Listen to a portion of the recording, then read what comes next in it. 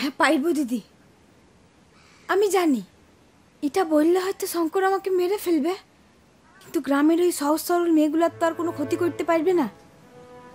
ও তো এমনিই আমাকে মারা তাকে তাকে রয়েছে, আমি ওর সব গোপন সত্যিগুলা জেনে গিয়েছি। কি আর বলবো স্যার, নিদ্রা দিয়ে একটাও কথা শুনতে চায় না। কতবার করে বললাম স্যার এই প্ল্যানটা পুরো ফ্লপ হবে। স্যার ভাবুন, নিদ্রা দি না প্রচন্ড ইমোশনাল। আরে কতবার বলেছি আমাদের প্রফেশনে এত ইমোশনাল হলে চলে চলে বলুন? রাইট। আর মানে সব থেকে বড় কথা পাবলিক ইন্টারেস্ট বলেও তো একটা ব্যাপার আছে।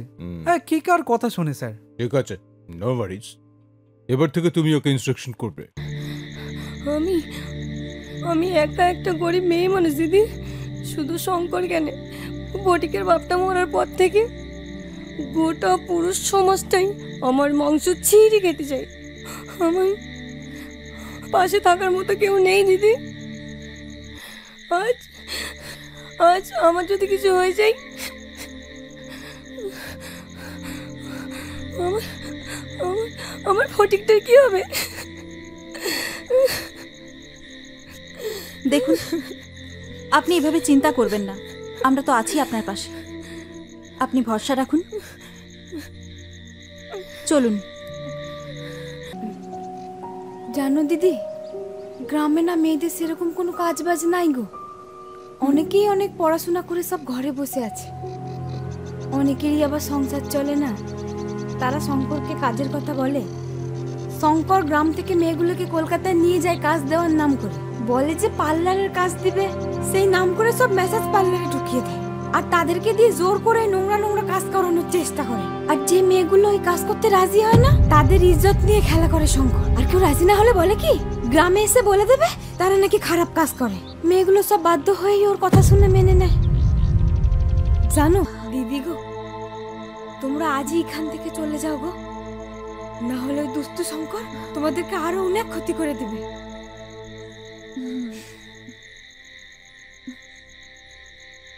অনন্ত, হ্যাঁ দিদি। আমাদের ক্যামেরাটার কিছু হয়নি তো? না দিদি, সব ফুটেজ ক্যাপচার হয়েছে।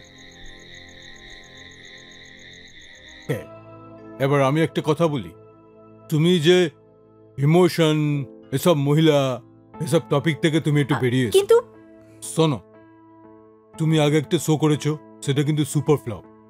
আমার কিন্তু এবার টিআরপি লাগবে, নতুন কিছু কনসেপ্ট লাগবে, আমার ইমোশন লাগবে না, বুঝে গেছো? এটা কিন্তু তোমাকে last chance, just do or die, otherwise আমাকে একটা নতুন কিছু ডিসিশন নিতে হবে, ঠিক আছে? না ইউ মেগো প্লিজ।